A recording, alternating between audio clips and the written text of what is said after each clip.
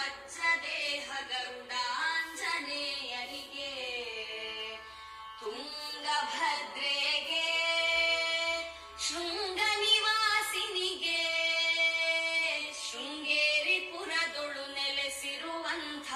ಶಾರದಾಂಬೆಗೆ, Sachchidananda Shiva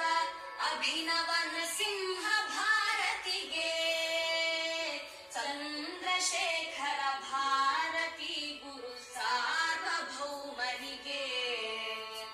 Chandrashekhara Bharati Guru ವಿದ್ಯಾತೀರ್ಥರಿಗೆ, Chandrashekhara Bharati